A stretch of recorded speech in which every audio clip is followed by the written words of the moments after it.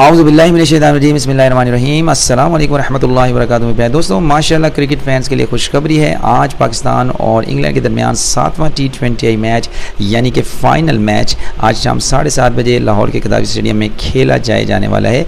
तो अब तक की कारकर्दगी ये रही है कि पाकिस्तान और इंग्लैंड के दरमियान 3-3 से सीरीज़ बराबर है। अगर ओवरऑल परफॉर्मेंस की बात की जाए तो पाकिस्तानी टीम की मैं समझता हूँ कि काफ़ी जो है वो कारकर्दगी निस्बतन इंग्लैंड के मुकाबले में काफ़ी वीक रही है। उसकी वजह यह है कि पाकिस्तानी टीम जो ग्रेटली डिपेंड कर रही है टॉप ऑर्डर पे, ख़ास तौर पे मोहम्मद रिजवान जो कि मेरे फेवरेट प्लेयर भी हैं और सुपर हीरो रहे हैं अब तक की सीरीज़ के अंदर।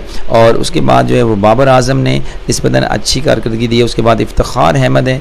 तो ये 3 प्लेयर्स और उसके अलावा अगर सारी टीम की बात की जाए तो काफ़ी ज़्यादा जो है वो ख़राब कारकर्दगी रही है। अगर इंग्लैंड की टीम के को कंपेयर किया जाए तो माशाल्लाह वो ज़्यादा स्ट्रॉन्ग है पाकिस्तानी टीम से। लेकिन बीइंग अ पाकिस्तानी मेरी ये दुआएं हैं कि पाकिस्तानी टीम जो है वो लाजमी जीते और जो है वो आज जो है वो ख़ास तौर पे पाकिस्तानी तमाम प्लेयर्स अपनी जो वीकनेसेस हैं उनको ओवरकम करें और कंट्रोल वे में खेलें, रिस्पॉन्सिबल होकर खेलें।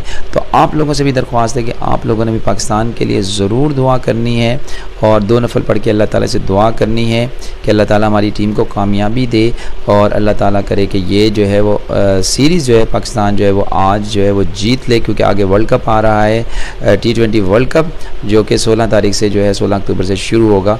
तो सारी नेक दुआएँ हैं पाकिस्तानी टीम के साथ और आप लोग भी ज़रूर दुआ कीजिए।